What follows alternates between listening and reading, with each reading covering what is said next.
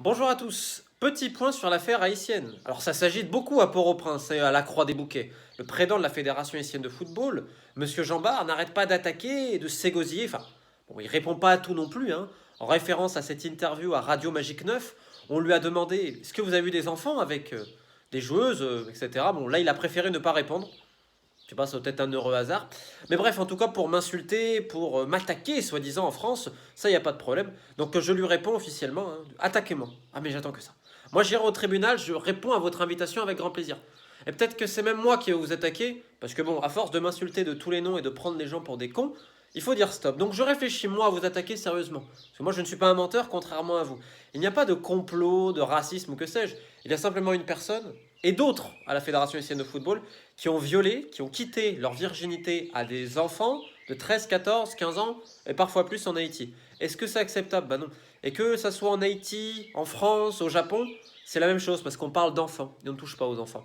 Donc évidemment qu'on va aller au bout. Et d'ailleurs j'annonce, hein, pour tous ceux qui ont peur, ne vous inquiétez pas, les publications arrivent en début de semaine.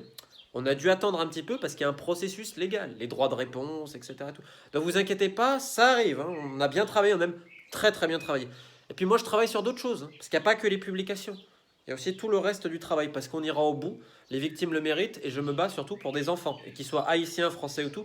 Pour moi, c'est la même chose. D'ailleurs, j'annonce qu'après cette affaire-là, il y en a d'autres. Colombie, Gabon, j'espère également en France que j'ai un dossier, parce que les enfants, on ne les touche pas. Donc voilà, merci à tous pour votre soutien, et ne vous inquiétez pas, en Haïti, on travaille sur l'affaire, et je terminerai juste en une chose. Dans cette affaire-là, le bourreau essaye de se faire passer pour la victime, on dirait que la victime devient coupable. Il va falloir remettre les choses à l'endroit et rappeler que le bourreau, un jour, il va payer. Bien sûr, quand il y aura la punition divine, il connaîtra sans doute les flammes de l'enfer, mais crois-moi, du nom de toutes les victimes que je connais, de toute leur famille, elles attendent qu'une seule chose, c'est que ces gens, parce qu'il n'est pas tout seul, terminent en prison, et qu'en prison, tout le monde soit au courant qu'ils ont violé des adolescents. Vous savez ce que c'est le destin des gens comme ça en prison?